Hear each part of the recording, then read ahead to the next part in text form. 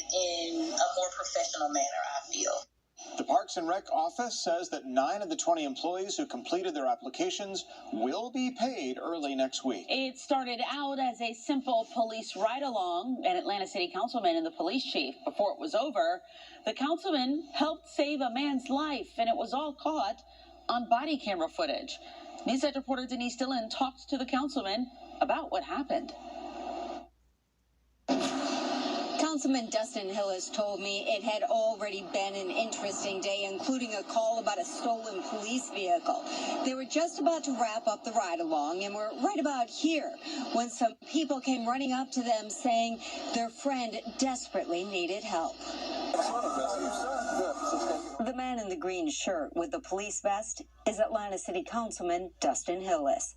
He had been on a ride-along with interim chief Darren Shearbaum. We were flagged down in front of the Georgia Capitol building by this individual's friends asking for help. They told us that they had OD'd on a drug and had given him Narcan. Hillis, who is chair of public safety and a critical care registered nurse, jumped into action.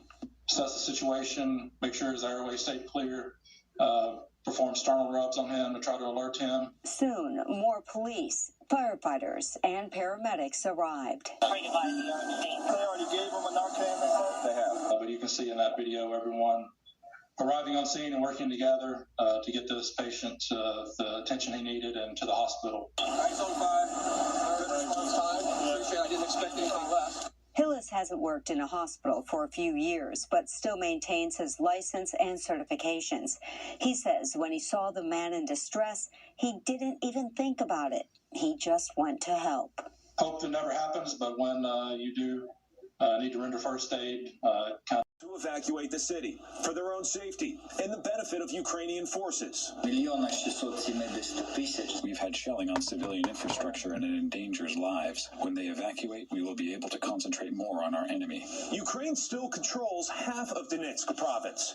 Officials hope Western aid will fortify its defense as Russia relies on superior firepower. On Tuesday, a Russian official restating Moscow's goals of denazifying and demilitarizing Ukraine and enforcing its neutrality between Russia and NATO. The facts are well known. The Western countries should, of course, realize their responsibility for the deaths of civilians. The Biden administration promising to push back at the upcoming G20 summit. We'll hear the United States speak clearly with our allies and partners against what Russia is doing in terms of its invasion of Ukraine. The G20 summit starts later this week. It's unclear if Secretary of State Antony Blinken will meet with Russian Foreign Minister Sergei Lavrov. Reporting